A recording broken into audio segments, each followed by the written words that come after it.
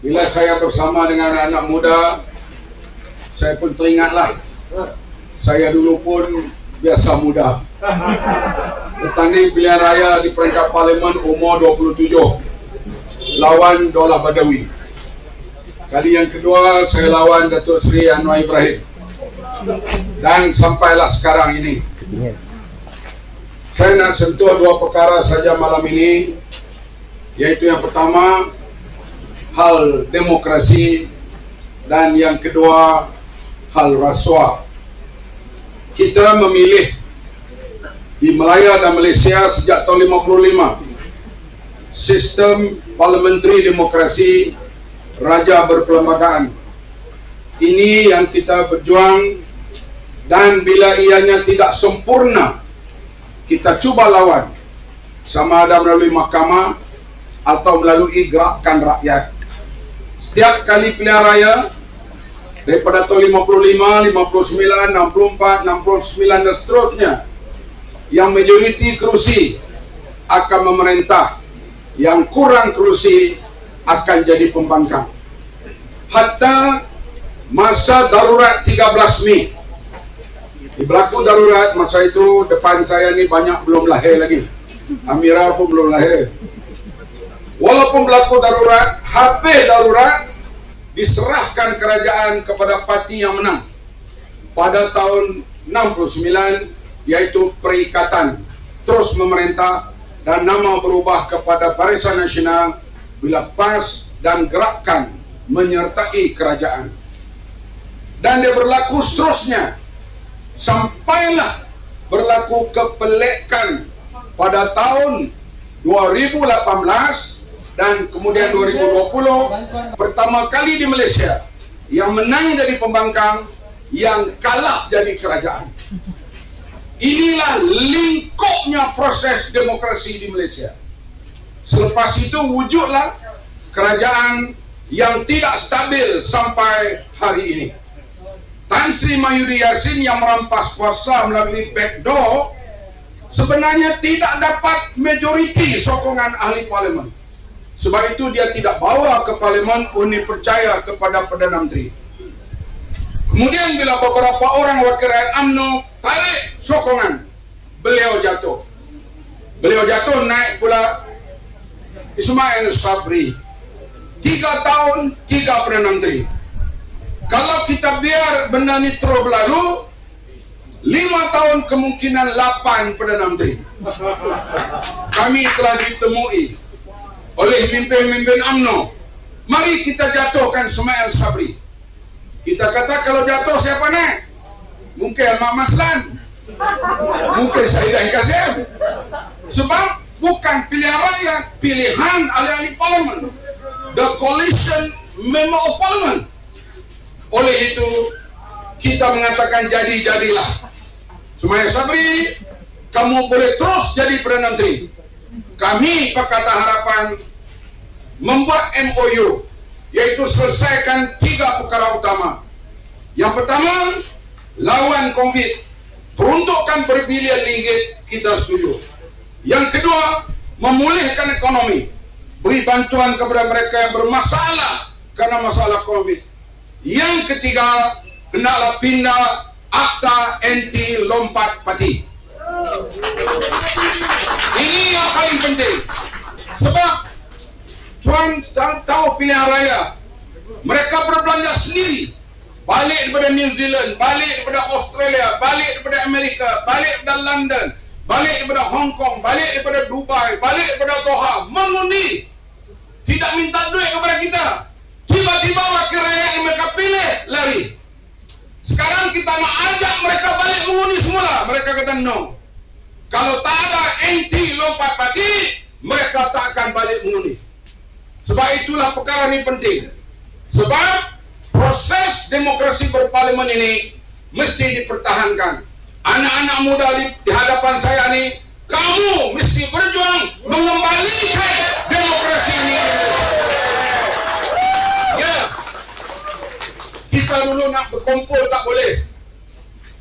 Saya selalunya bila ceramah berakhir dalam lokap. Lokap mana yang saya tak duduk lagi? UBI memang cerita sempat rasa. Sebab apa? Waktu itu ada akta polis. Kita demand, kita tuntut dalam bersih sehingga akta polis dipindah. Dapatlah akta perhimpunan aman yang kita boleh berkumpul sekarang ini.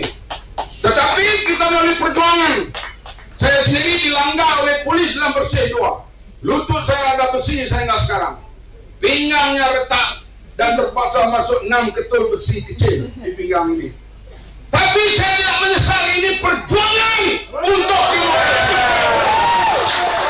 Sekarang tahun 2020 kita bina negara tahun 55, hancur 2020. Nak membetulkan semula, walaupun saya telah tua, saya bersedia untuk negara raya semula. Sebab proses demokrasi negara kita sudah hancur melalui backdoor government. Hasil adalah backdoor government, rasuah meningkat. Ini yang paling penting. Ya, kami tidak pandai jadi menteri.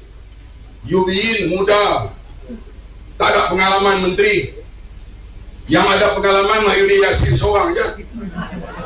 Kak Wan tak ada pengalaman. Lim Guan Eng pengalaman menjadi ketua menteri. Azmin Ali pengalaman menteri besar. Yang lain semua tak ada pengalaman. Tapi bila kami jadi menteri, memang kami tak pandai memerintah. Orang kata tak pandai. Tetapi kita ambil alih tahun 2018, 2 tahun kemudian indeks rasuah turun 10 mata. Transparency International meletakkan Malaysia bila kita ambil alih nombor 61. Tak sampai 2 tahun kita memerintah, Malaysia jatuh nombor 51. Sebab apa? Kami tak pandai dituduh tak pandai merintah. Kami juga tak pandai mencuri. Itu yang paling penting. Dan kita tahu bila BNPN ambil alih, tak sampai 2 tahun, tahun lepas ukuran indeks rasuah nombor 51 naik semula ke nombor 62. Rasuah indeks kepada kemajuan sebuah negara. Singapura merdeka tahun 65, sama dengan Malaysia. Indeks rasuahnya, kemajuannya sama. Tapi mereka lawan rasuah. Sekarang Singapura dalam istilahnya kita panggil tak dengar. Dia jauh ke hadapan. Far ahead. Indeks rasuahnya 9.5/10. Sudah melebihi 15 tahun. Dia negara yang paling rendah rasuah di Asia. Dalam dunia dia duduk tempat keempat ataupun tempat kelima. Apa berlaku? Singapura duit banyak. Sebab menteri-menterinya tak curi. Gaji wakil rakyat, gaji Perdana Menterinya tinggi. Gaji pegawai kerajaannya tinggi. Hatta tukang sapu tak lama lagi akan dibayar RM10,000. Very small, RM10,000. Sebab 3,000 Sing dolar. Kita sekarang graduate engineer 5 tahun dulu swasta bayar 4,000. Sekarang 2,000 pun tak sampai merah. Banyak tak ada kerja. Banyak lawyer pun tak ada kerja sekarang. Doktor pun tak ada kerja. Sebab ini rasuah makin turun. Negara bila rasuah rendah, kerajaan akan duit banyak. Contoh Indonesia, negara yang paling teruk rasuah. Rasuah di Indonesia zaman Soeharto dan sebelumnya bukan bawah meja, dengan meja-mejanya sekali. Kami pergi memberi bantuan ke Aceh tsunami. Setiap sekatan polis tentera kena bayar duit RM500, RM300. Balik di airport, pegawai custom tepuk poket kita. Papa, tinggalnya rupiah apa? Tanda tali silaturahmi antara kita. Kepala bapak dia. Mereka seperah duit daripada kita. Nak cok, dia menyanyi dulu. Selamat tinggal bungaku. Dia tak cok. Kita bagi RM10, cok.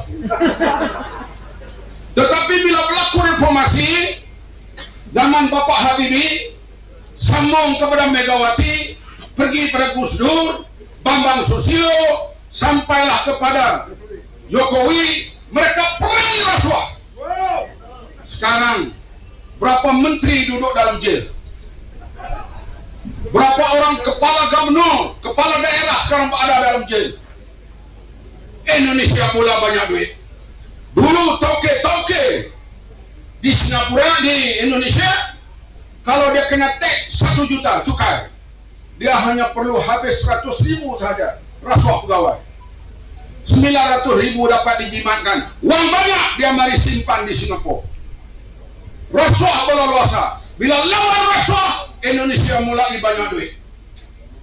Sekarang kalau dalam industri pertahanan, kita yang mula di Malaysia industri pertahanan, tapi sekarang Indonesia jauh sedang memotong kita. Dia dah buat kapal selam, dia buat kapal terbang, dia buat berbagai jenis joint venture dengan negara-negara lain. Jakarta sudah penuh. Anak-anak muda, saya dah di Jakarta 40 tahun dulu dah pergi. Daripada Soekarno-Hatta Airport nak sampai bandar ya, sawah, payah, tak ada bandar lagi. Sekarang daripada airport sampai Jakarta Tengah penuh dengan bangunan. 20 juta lebih penduduk di situ. Tak muat.